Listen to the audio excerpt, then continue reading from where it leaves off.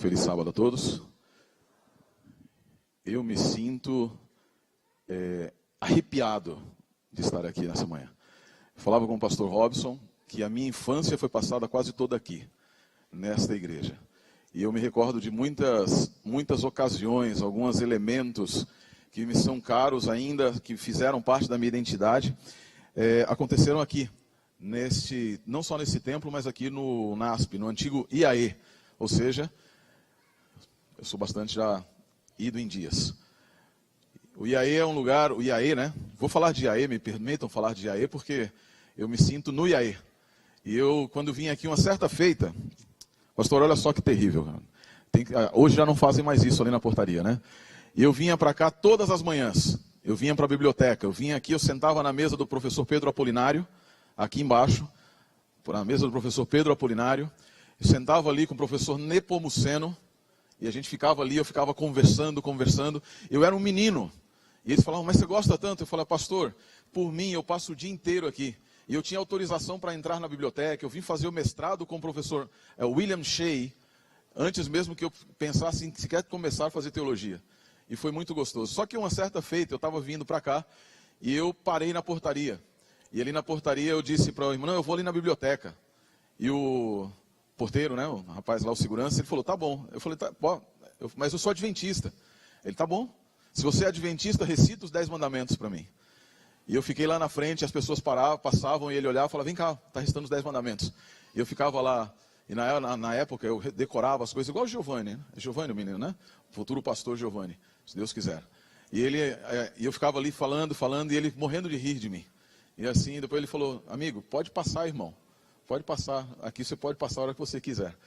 E eu me lembro disso até hoje, porque isso fazia parte da minha infância. Fez parte do meu pensamento do que é ser adventista do sétimo dia. E eu quero, hoje, nessa manhã, nós estávamos conversando com o Eudo, né? E assim, quando me convidou a primeira vez, nós estivemos aqui falando um pouco sobre Ellen White, à tarde. E eu sei que deu um nó na cabeça de algumas pessoas, de algumas coisas. E eu vou dar alguns nós na cabeça de vocês, agora pela manhã também. O pessoal da Câmara já vai sabendo, eu me mexo muito, me mexo bastante. Meu professor, o Emilson dizia que às vezes eu parecia um tigre enjaulado. Vai para um lado, vai para o outro, vai para um lado, vai para o outro. O púlpito é bem grande, eu vou tentar ficar aqui no meio. Eu vou dar alguns nós na cabeça de vocês agora pela manhã. Alguns nós relacionados ao que é ser adventista do sétimo dia. A ideia é que você venha à tarde, às 17 horas, e nós vamos tratar de desatar alguns desses nós. Tá? O que não for para ser desatado, eu não vou falar. Mas preparem, porque algumas coisas realmente mexem conosco. Eu estou hoje com minha esposa, a Olga está ali, meu filho Marcos, está o diretor do meu canal no YouTube, olha só que chique, hein? Canal no YouTube, coisa tremenda, está ali o meu diretor, o Miqueias, também o Voz do Aquém, o Wallace, e nós estamos aqui junto com vocês para falar um pouco sobre isso, que é a identidade adventista. Temas contemporâneos no pensamento adventista. Se eu começasse aqui perguntando para você o que te faz adventista do sétimo dia, o que te torna um adventista do sétimo dia? O que caracteriza alguém que vem a esta igreja e diz que é adventista do sétimo dia? Talvez você começasse a falar de várias doutrinas. Algumas delas, por exemplo, adventista do sétimo dia é alguém que crê, prega e apressa a vinda do Senhor Jesus Cristo. É isso ou não? Crê que Jesus Cristo vai voltar. Crê que Jesus Cristo está às portas. Prega isto pela manhã, pela tarde e pela noite. É assim ou não? Adventista do sétimo dia é alguém que guarda o sábado. No sétimo dia. Certo ou errado? Afinal de contas está no nosso nome. Adventista do sétimo dia. Se você não consegue entender o que é ser adventista no sentido de alguém que prega Jesus, prega a sua segunda vinda e também fala a respeito do sábado, da importância da continuidade do sábado no sétimo dia, talvez esteja havendo algum problema no adventismo. Mas existem outras doutrinas também na igreja adventista. Uma doutrina que eu gosto muito. Eu fiquei um tempo fora da igreja, afastado da igreja quando eu era muito mais novo. E a doutrina que me trouxe de volta é a doutrina do santuário. A doutrina do santuário. O mestrado que eu fiz aqui, na época, né, o curso que eu vim fazer com o Dr. William Shea, foi justamente sobre doutrina do santuário. Eu sou apaixonado pela doutrina do santuário. E eu acredito que uma boa parte do adventista é apaixonado pela doutrina do santuário. Mas deixa eu perguntar uma coisa para você. Se eu convidasse você para vir até aqui agora e explicasse as 2.300 tardes e manhãs, Você vem? Os mais antigos podem, talvez dizer que venham. Explicar as 2.300 tardes e manhãs. Quando ela começa, quando ela termina, como funciona ali o começo, o final. Será que a gente consegue explicar? E aí, para já começar o primeiro nó na cabeça de vocês. O que aconteceu no dia 22 de outubro de 1844? Pode falar, pode falar. O início do juízo investigativo. E o que aconteceu quando nós pregamos? Por que no dia 22 de outubro de 1844? Jesus passou do lugar santo para o lugar santíssimo. Mas por que foi nesse dia especificamente? Porque era, de acordo com como nós ensinamos, era o dia da expiação. Certo ou errado? Era o dia da expiação. 22 de outubro de 1844, naquele livro Estudos Bíblicos, foi o dia da expiação no calendário judaico. E aí começa o primeiro problema. Dia da expiação no calendário judaico naquele ano, em 1844, foi no dia 23 de setembro, e não em 22 de outubro. Como é que a gente se sai dessa? E agora? Vai guardando. Além disso, nós, adventistas do sétimo dia, acreditamos que Deus chamou Ellen White, Deus chamou uma moça, uma jovem, para estar no papel de mensageira do Senhor. E nós cremos que ela recebeu inspiração de Deus em 100% do que ela escreveu. É isso? 100% do que Ellen White disse, do que escreveu, é inspirado por Deus. Certo ou errado? A lista de compras de Ellen White era inspirada? Ellen White mandou várias vezes dizer para o filho dela assim, ó, traga um pato. Era inspirado quando ela disse isso? Deus falou para ela, hoje você vai comer pato. Hoje você vai comer boi. Não, hoje você não vai comer carne. Não. Deus, além disso, Ellen White tem um trecho em que ela diz assim, Jesus não ama crianças que se comportam mal. Será que isso foi inspirado? Ou era apenas uma mãe falando para um filho? Percebam, mais um nó. Vai dar um trabalho hoje à tarde para resolver esses nós, não vai, irmão? Vai dar um trabalho. Vai dar trabalho. Se você quiser entender isso, nós vamos falar à tarde sobre esses nós. Porque cada um deles e todos eles são importantes para a nossa definição do que é adventista do sétimo dia. Nós precisamos entender que hoje nós estamos com discussões a respeito de música, discussões a respeito de sexualidade na igreja, discussões a respeito de autoridade pastoral, discussões a respeito de N assuntos que são meramente assuntos acessórios relacionados àquilo que é principal e que nos define como adventistas do sétimo dia. O adventista do sétimo dia não está preocupado em ficar com discussões homéricas e tremendas e que tomam todo o tempo sobre ordenação feminina. Sobre quem pode, quem não pode fazer isso, ou fazer aquilo outro. Nós estamos preocupados demais, no nível muito pessoal, a discutir o que pode e o que não pode, quando o adventismo bíblico, não é a preocupação com o que pode ou o que não pode, mas com quem você está e ou deixa de estar. Eu quero convidar você a abrir a sua Bíblia, no livro de Deuteronômio. Livro de Deuteronômio, capítulo 26...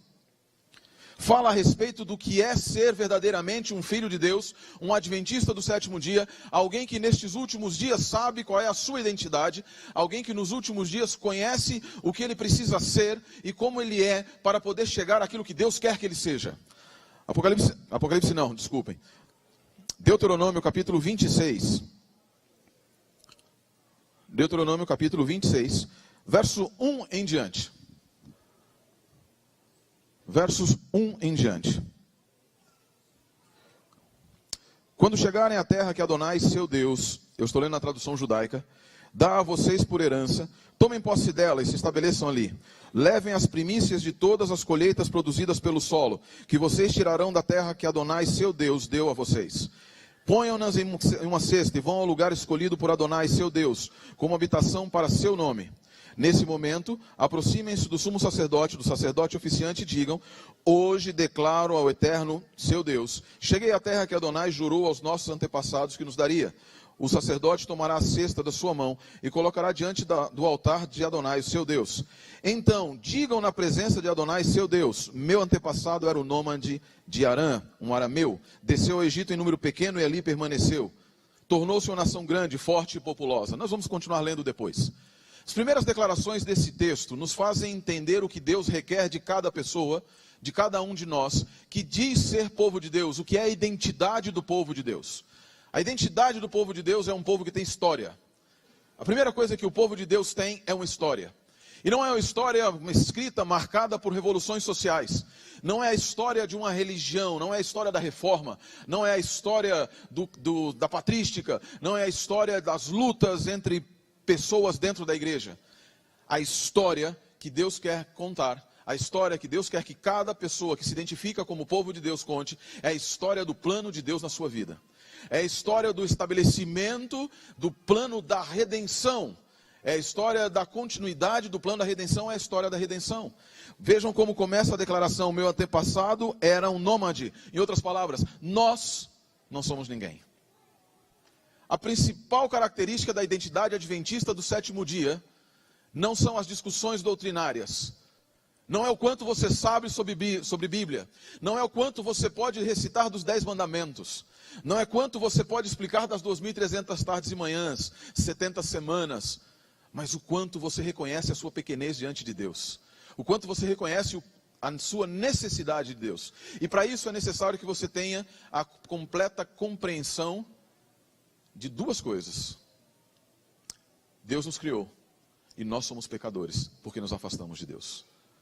E a terceira coisa, mais importante, é que Ele nos redimiu e nos resgatou. É por isso que o texto começa dizendo: meu antepassado era nômade, era um arameu, pequeno, desceu ao Egito pequeno, um povo com uma história. E a história que começa sendo pequeno, para completar, para chegar ao ponto de dizer: nós nos tornamos uma nação grande, forte e populosa.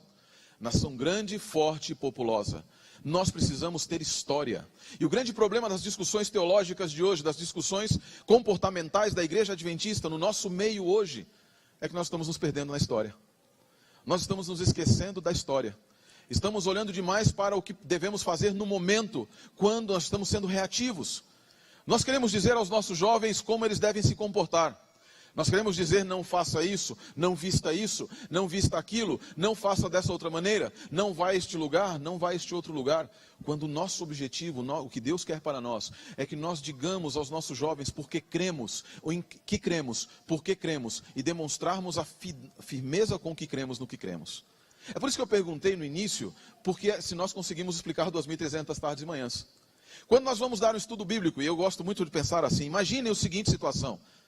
O pastor Robson falou que eu vou lá debater. Eu debato ali, estive acho que umas 8 ou 9 vezes em debates na Hit TV, no programa Vejam Só. Imagine a seguinte situação: você vai lá e você está ali e a pessoa te faz a seguinte pergunta. Como foi a seguinte afirmação, por exemplo: a lei não nos serve para nada. Ela não nos ensina absolutamente nada. A lei não nos serve para ensinar. Por isso ela passou em Cristo. Porque ela era contra nós. Como é que nós respondemos a essa pergunta? Como é que é possível responder a esta pergunta? Nós precisamos conhecer a palavra de Deus. E para isso nós precisamos entender que Deus escolheu se revelar nesta palavra. Para isso eu não preciso estar preocupado em o que eu tenho que fazer, se eu tenho que usar a calça abaixo do joelho, acima do joelho. Isso é resultado do meu conhecimento da palavra de Deus. Não é o resultado do que o pastor diz, não é o resultado do que diz o manual da igreja, é o resultado do que diz a palavra de Deus. E quando você tem um relacionamento com a palavra de Deus, os assuntos contemporâneos, as questões contemporâneas são resolvidas por discussões bíblicas. São resolvidas por estudo da palavra de Deus e não por carteirada, por canetada. Nós somos uma igreja que preza por aquilo que está escrito. E se um dia deixarmos de prezar por aquilo que está escrito, nós deixaríamos de ser o povo de Deus. Precisamos entender isso. Hoje de manhã esteve meu professor aqui falando o professor Amin Rodor. E eu falei para o pastor Robson, né? Pregar depois do pastor Amin Rodor e pregar depois do pastor Robson é uma responsabilidade. E eu aprendi muito com o pastor Amin Rodor. O pastor Amin Rodor, ele dizia o seguinte para cada um de nós. No primeiro ano de teologia, segundo ano de teologia, ele dizia assim: nós estávamos estudando cristologia. E aí, quando queríamos fazer perguntas, todo teologando é terrível em fazer pergunta. Adora fazer pergunta para mostrar que sabe, né, pastor? Para mostrar que sabe. E aí a gente fazia pergunta e ele dizia assim: irmãozinho, quando nós terminarmos o curso, irmãozinho, pega a ideia. Pega só a ideia. Porque quando nós terminarmos o curso, você vai ter molhado o seu dedo do pé no grande oceano que é Jesus Cristo. Quando nós estivermos na eternidade, vamos ter molhado a ponta do calcanhar na grandiosidade que é Jesus Cristo. E você está querendo, no segundo ano de teologia, já entender Jesus? Menos, irmão. Você é um povo pequeno.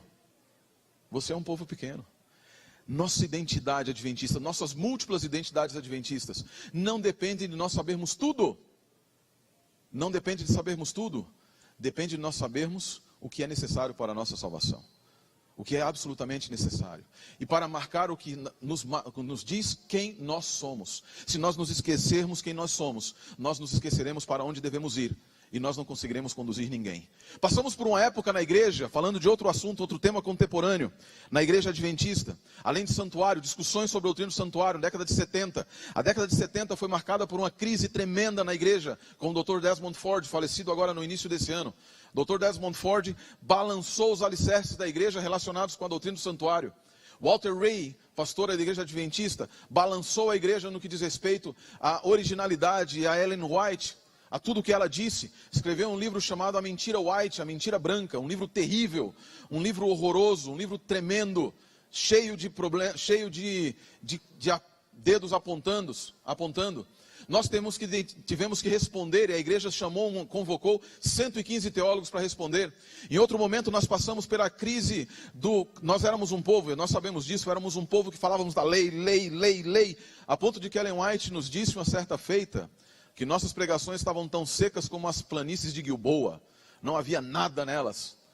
Nós passamos de um lado para o outro, que é o lado em que falamos Jesus, Jesus, Jesus, Jesus, Jesus, sem contudo compreender o que Jesus requer de nós. Passamos de pregações secas, pela quantidade de leis, de normas e regras, para um cristianismo quase evangelical. Evangélico, né? Evangelical acho que não existe, né? Evangelical é em inglês, na verdade. Um cristianismo quase evangélico que simplesmente nos eliminou a identidade. E hoje nós estamos vivendo numa geração de crentes desta igreja, que não sabe quem é. Uma geração que eu costumo chamar de duas coisas. A geração cabeça baixa. A geração que está sempre olhando para o celular. Está mais preocupado com o celular do que com a vida. Cheio de amigos virtuais e completamente vazios de amigos reais. E a geração mimimi. A geração mimimi é a geração sensível. É a geração que quando Deus tem que falar, Deus tem que pedir licença. Deus tem que pedir desculpas. Por favor, eu posso falar com você? Ai, será que eu posso falar com você a respeito desse caminho que você está tomando porque é ruim? No Antigo Testamento, lá na Bíblia hebraica, quando o nosso Deus precisava, o sacerdote queria entrar no santuário, ele colocava as suas mãos, nós conhecemos pouco, inclusive, do como era. As pessoas dizem, não, porque o sumo sacerdote se vestia de azul com problema. Não, ele se vestia todo de branco, de linho, porque ele era um como os outros. E quando ele ia lá, ele não entrava lá, abrindo o santuário, falando, Deus, eu vim aqui representar o povo. Ele colocava a sua mão primeiro, balançava e pedia perdão pelos pecados de todo o seu povo, e da sua família, e dele mesmo. Colocava a mão e não colocava a cabeça, e quando colocava a cabeça, ficava o tempo inteiro olhando para baixo, diante da presença de Deus, nunca olhava para a presença de Deus diretamente. Hoje, ao contrário, Deus para entrar na casa dos outros tem que pedir licença. Deus para entrar no coração tem que pedir licença. Porque se Deus disser isso está errado, quem disse quem é Deus que pode dizer o que está errado? Por que é que nós hoje não estamos querendo aceitar aquilo que Deus nos diz? Dessa maneira, dessa maneira, dessa maneira. Olha, este é o caminho. E alguns dizem assim, por quê? Quem é o Senhor para determinar? Eu tenho liberdade para determinar. Nós vivemos um mundo hoje, Eudo, sabe o quê? Um mundo em que nós queremos ser deuses. Nós queremos determinar a Deus como Ele deve cuidar do universo e como Ele deve gerir o universo. Isso não faz parte da identidade adventista do sétimo dia. A identidade adventista do sétimo dia é aquela que diz aqui, como diz no capítulo 26, verso 5, que o Eterno nos tirou, verso 8, e Adonai nos tirou do Egito com mão forte e braço estendido, com grande terror e com sinais. E eles obedeciam a Deus. Nós não questionamos o que Deus manda.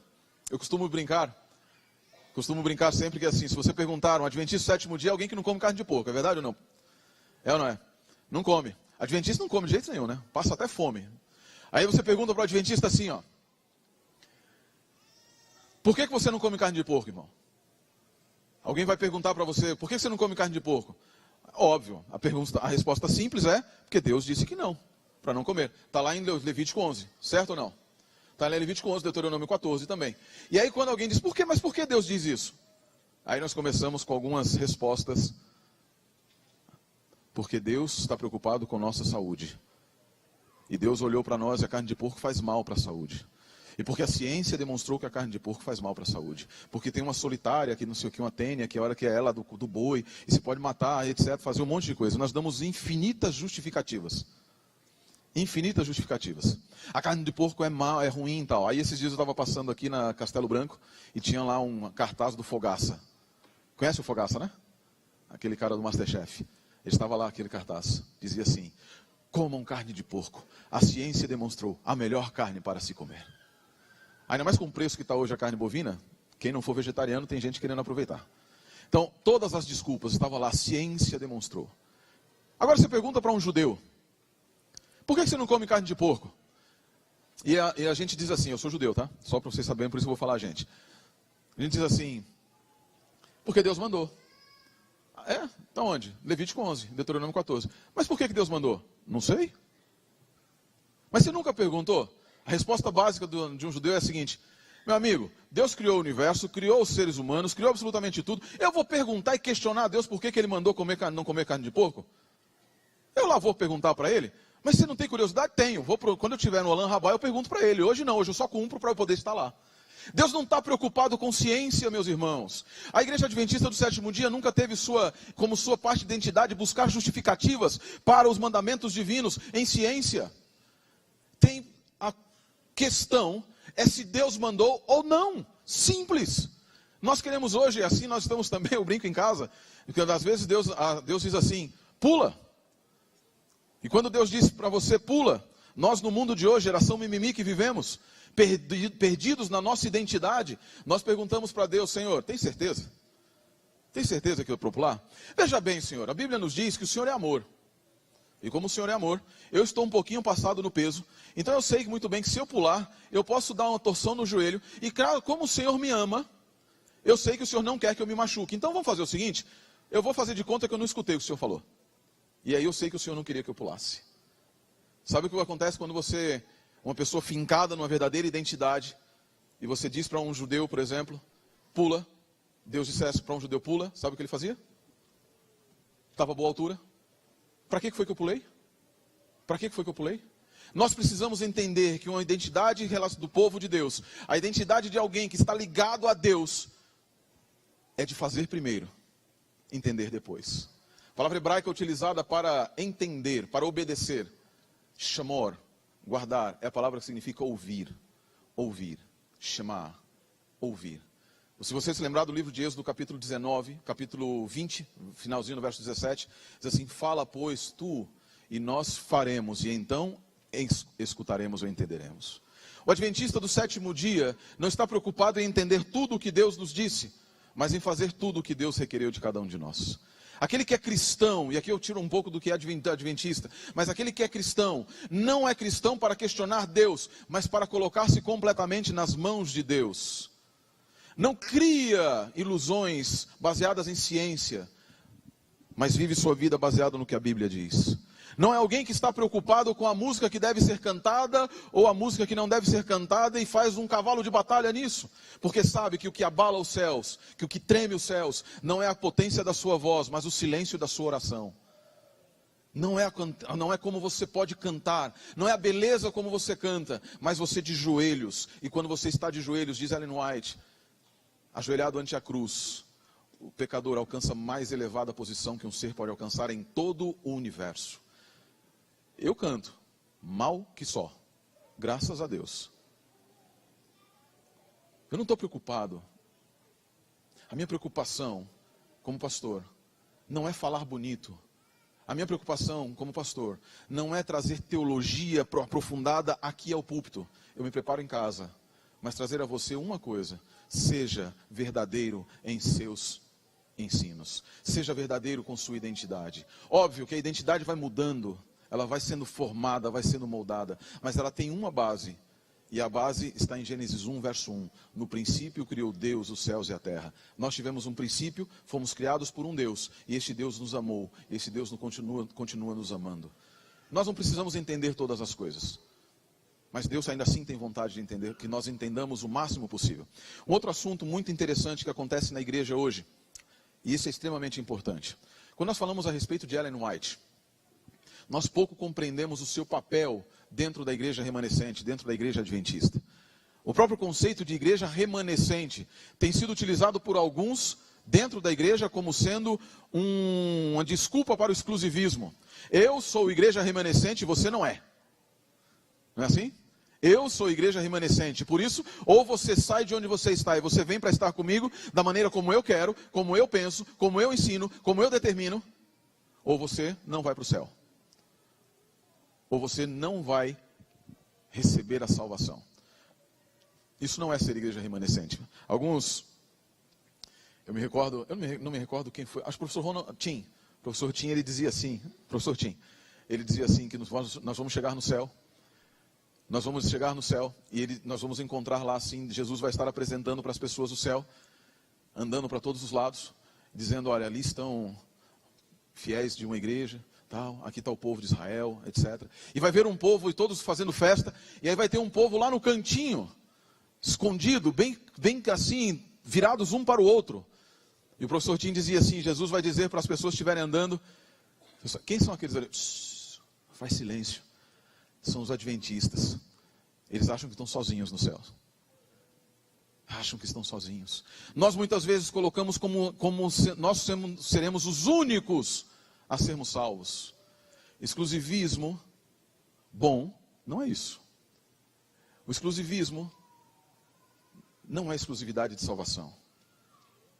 Nós precisamos entender que a mensagem de Apocalipse 14, 6 em diante, é uma mensagem que foi dada para este povo, a minha tríplice mensagem angélica. Isso é identidade. É saber que a nós nos foi confiado o privilégio e a responsabilidade de pregar a última mensagem de advertência para o mundo, mas que isso não nos torna mais privilegiados do que o mundo, e nem nos dá o direito único e exclusivo de salvação. Ao contrário, a mensagem é para dizer, todos têm a possibilidade de se salvar. Nós não somos mais salvos do que ninguém. Nós temos mais responsabilidades, porque nos foi dada uma mensagem de advertência que será final para o mundo. E eu digo a você, mais um nozinho para colocar na sua cabeça. A porta da graça, para você adventista do sétimo dia, se fecha antes do que para o mundo.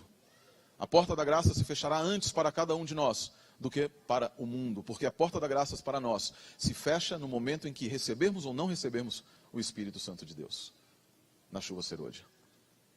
Nós precisamos entender que a exclusividade de mensagem não nos dá o passaporte nem a chave do céu. Ela simplesmente nos diz que devemos encaminhar as pessoas para Jesus Cristo, porque Ele tem as chaves do céu. Mas sabe o que significa encaminhar para Jesus Cristo? Diferente do que muitos podemos pensar, que significa dizer, olha, ali está Jesus, vai até lá, vai até Ele. Significa andar junto com a pessoa até lá. Até lá. Palavra hebraica para andar, halahá, halar, é sempre reflexiva. Sempre reflexiva. Não se anda sozinho. Jamais se consegue andar sozinho. Jamais se consegue andar sozinho. Isto é ser adventista do sétimo dia. Nos últimos tempos, Deus tem estado preocupado com sua igreja. Deus tem estado extremamente preocupado com a sua igreja em toda a face da terra. A ponto dele haver levantado vozes, e há um livro muito interessante nos Estados Unidos, infelizmente não está em português, um livro chamado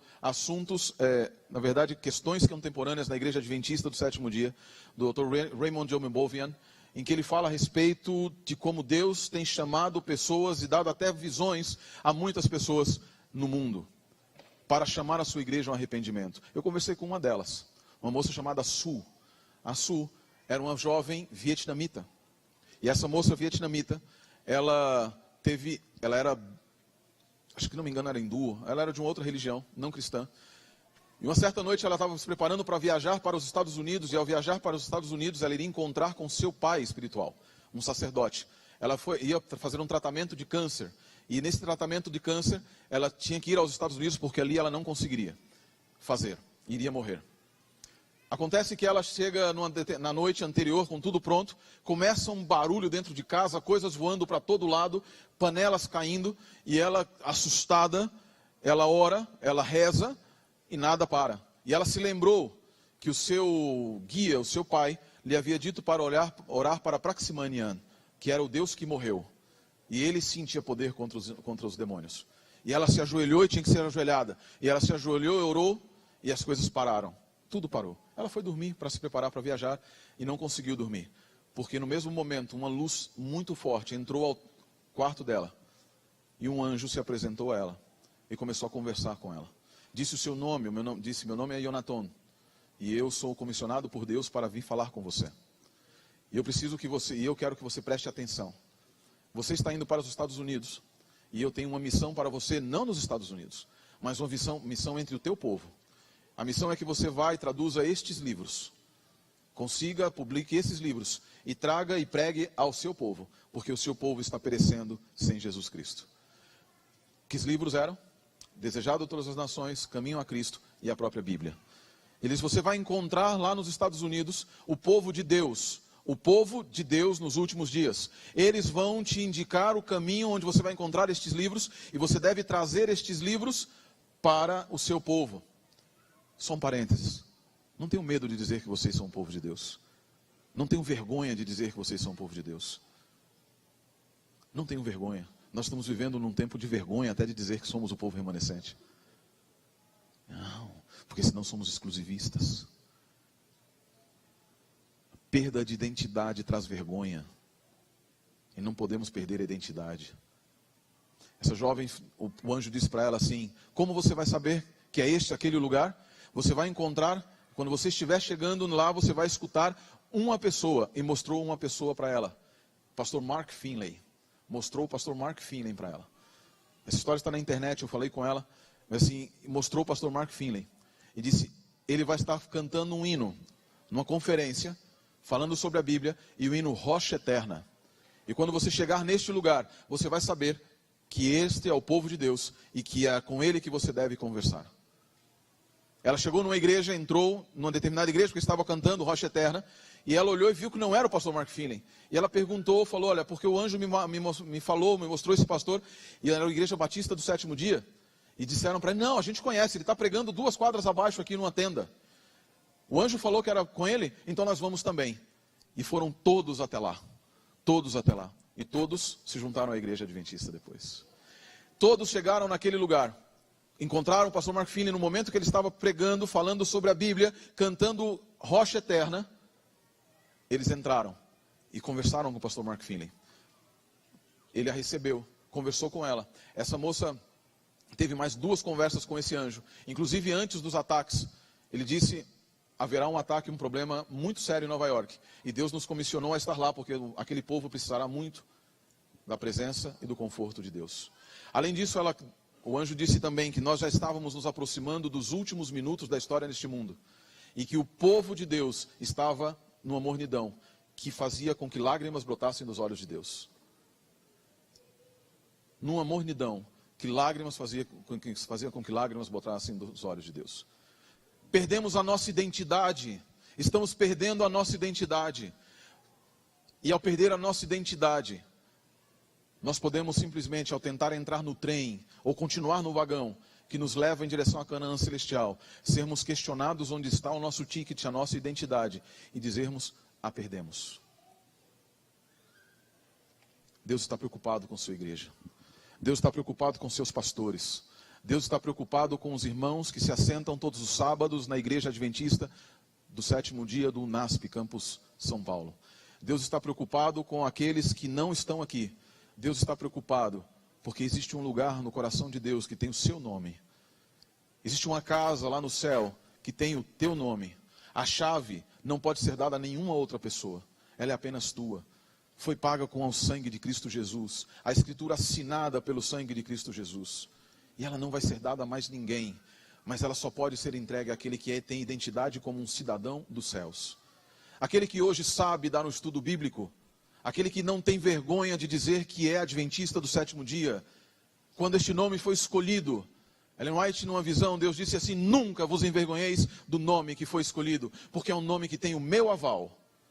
Eu sou o adventista do sétimo dia. Você pode falar comigo? Eu sou o adventista do sétimo dia. Mais forte. Você não tem que ter vergonha, mas você tem que dizer algo também. Eu sou adventista do sétimo dia. Não sou exclusivista. Eu não sou, não posso ser, porque a minha função neste mundo não é conhecer a Bíblia de capa a capa, mas pregar aquele que é o centro da Bíblia, Jesus Cristo. Eu não tenho que conhecer para ir ao debate e dizer, eu sei mais. Eu tenho que conhecer para dizer, eu conheço alguém que sabe muito, que sabe todos os meus pecados, e que saber os meus pecados escolheu ser o meu Salvador. 2.300 tardes e manhãs, 22 de outubro ou 23 de setembro. É importante? Sim, para a nossa identidade, mas não para a tua salvação. Tua salvação não depende do quanto que você conhece de hebraico, nem de grego, nem de teologia, nem de absolutamente nada. A tua salvação depende de quanto você conhece de uma pessoa, Jesus Cristo. E essa é a principal identidade do povo adventista. Eu retorno ao texto de Deuteronômio 26. Diz assim, voltando lá no verso 5. Digam na presença de Adonai, seu Deus. E se você ler a partir do verso 1, você vai ver a quantidade de vezes que a Bíblia diz, seu Deus, vosso Deus, seu Deus, seu Deus. Meu antepassado era o nômade de Arã. Ele desceu ao Egito em número pequeno e ali permaneceu. Tornou-se uma nação grande, forte e populosa. No entanto, os egípcios nos trataram mal, oprimiram-nos e nos impuseram a dura escravidão. Portanto, clamamos a Adonai, o Deus de nossos antepassados. Adonai nos ouviu e viu nossa miséria, fadiga e opressão. E Adonai nos tirou do Egito com mão forte e braço estendido, com grande terror e com sinais e maravilhas. Ele nos trouxe a este lugar e nos deu esta terra, a terra em que sobejam leite e mel. Portanto, como você vê, eu trouxe as primícias da terra que Adonai me tem dado. Ponham a cesta diante de Adonai, seu Deus. Prostrem-se diante de Adonai, seu Deus. E alegrem-se com tudo o bem que Adonai, seu Deus, deu a vocês e a sua casa, ao levita, ao estrangeiro que vive entre vocês. Qual é a palavra que mais aparece aqui? A expressão que mais aparece? Seu Deus, meu Deus, nosso Deus. Lembrem-se disso. Povo que preserva a sua identidade. Não é um povo com tremenda capacidade teológica, mas um povo com tremenda comunhão com Deus. Calem os céus com as suas orações. Abalem o universo com a sua comunhão. Falem e mostrem para o povo que há um Deus nos céus, que ama imensamente. E assim, o seu ticket, a sua identidade, estará preservada para ser mostrada como um cartão de ouro na entrada dos portões celestiais. Que Deus abençoe a cada um de vocês e que nós nos encontremos nas mansões celestiais. E hoje à tarde também. Que Deus abençoe a todos. Eu quero convidar você para ficar em pé, para nós orarmos. Você que é adventista, você que adventista batizado, denominacional, mas você que é adventista porque aguarda e apressa a vinda de Jesus, e você que nos assiste pela internet, você que está nos acompanhando, se una a nós em uma oração, que é a oração de entrega da nossa vida a Deus. Em uma oração que é marcada, deve ser marcada, pelo compromisso, comprometimento, ou melhor na ordem, o comprometimento e o compromisso uns com os outros, e o compromisso com Deus, de que nós nos encontraremos lá aos pés da árvore da vida. Já falta pouco. O adventista do sétimo dia e o adventista de verdadeiro nunca diz que ainda falta muito. Sempre falta pouco. Sempre falta pouco. Entrega teu caminho ao Senhor. Confia nele, e todo o mais ele fará. Adonai nosso Deus, Senhor do universo, grandioso Criador, eterno Redentor, nós estamos aqui na tua presença nesta manhã para te agradecer imensamente porque tu tens cuidado desta igreja, porque os problemas e assuntos que têm acontecido, dificuldades que têm se apresentado diante da tua igreja nestes últimos dias, não são suficientes para nos fazer perder a identidade. Não devem ser, porque a nossa identidade não depende de teologia, não depende de filosofia, não depende de sociologia, depende de uma comunhão constante e plena contigo. Nós talvez não saibamos explicar todos os problemas com o santuário, todos os itens da doutrina do santuário. Talvez não tenhamos respostas para tudo que se fala sobre Ellen White. Talvez não consigamos responder argumentos contra o sábado, nem contra a reforma de saúde, ou quaisquer das outras doutrinas que nós como adventistas professamos. Mas nós sabemos uma resposta. Nós confiamos naquele que morreu na cruz do Calvário. E a cruz é suficiente. A cruz é suficiente. Mas não apenas chegarmos a uma cruz vazia, mas uma cruz que nos aponta para o céu, onde no santuário celestial nós encontramos respostas, não para as nossas dúvidas teológicas apenas, mas para o nosso principal problema, que é o pecado. Todos nós, Pai, somos membros de uma família cujo primeiro nome é pecadores, mas o sobrenome é salvos pela graça do nosso Senhor Jesus Cristo.